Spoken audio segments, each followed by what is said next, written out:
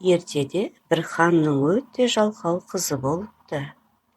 Күні бойы төсекте жатып, орнынан тұрғысы келмей, тамақты төсекке әкелуін бұйырады екен. Ал хан қызын күйеуге бергісі келеді екен. Бірақ қыздың жалқау екенін барлығы білетін болғандықтан, оны ешкім алғысы келмейді екен. Хан қызына қанша ақыл айтып, парасатты болуды үйретсе де, одан ештеме шықпапты. Сондай-ақ ханның қиқар өгізі болыпты. Сол өгізді де ешкім жекіге үйрете алмаған құсайды. Хан бір күні аң аулауға шығып, өзінің алақандай жерін жыртып жүрген шаруаны кезіктіреді. Шаруа соқасына бір өгізді жекіген екен. Ол соқаны әрең тартып бара жатады. Хан тоқтап шаруадан: «Сен неге соқаңа бір өгіз жеккенсің?» деп сұрайды.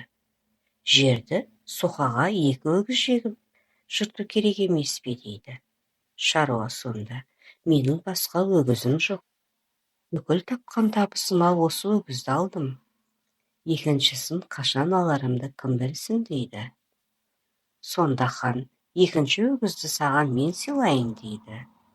Солай хан өзінің жегіп көрмеген өгізін шаруаға беріп жібереді. Көп ұзамай хан осы алқап тұсынан тағы да өтеді. Сол кезде хан шаруаға өзі сыйлаған өгіздің жуасып, жекіге көнгенін, ауыр соқаны жақсы тартып келе жатқанын көреді. Хан мына шаруа жекіге көнбеген өгізді үйретіпті. Егер бұған жалқау қызымды оқуға берсем қалай болар екен деп ойлайды. Солай хан үлбіреген ерке қызын жарлы кедейдің үйіне алып келеді. Жарлыға: «Саған қызымды оқытып үйретуге әкелдім.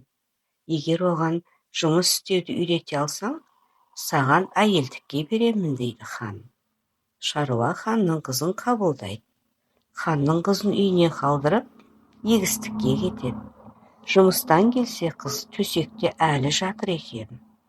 Қыз шаруаға: «Маған нан бер» дейді. «Тамақтың қайда тұрғанын өзің білесің. Орныңнан тұр да өзің ал» дейді шаруа жігіт. «Жоқ, мен тұрмаймын» дейді қыз. Шаруа өзі тамаққа тойып алып, ұйықтап қалады. Таңертең тамақтың қалғанын жеп алып, егіс алқабына тағы да кетіп қалады.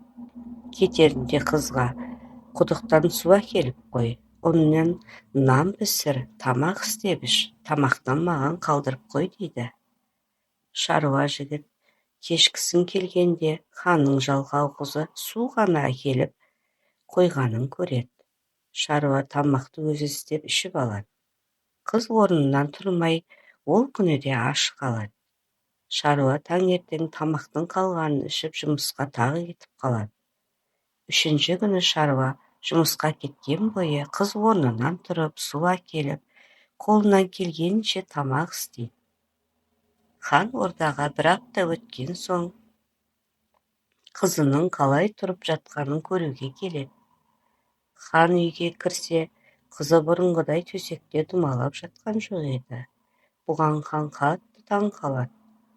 Қызы: «Әке, амансыз ба? Келіңіз, қазір самаурынмен шай қоямын. Сізге жақсылап шай берейін» дейді. «Өзім пісірген тәтті шелпекпен шай ішесіз» дейді. Хан одан сайын таң қалады. Шаруаға: «Сен мына қызымды тәрбиелеп, әкесі мен шешесі үйрете алмаған өнегені үйретіпсің» деп рахмет айтады. «Енді ол сенің әйелің болады» дейді хан.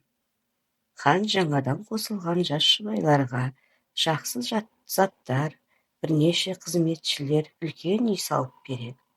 Ханның жалқау қызы осылай еңбекқор, парасатты, ақылды әйелге айналады.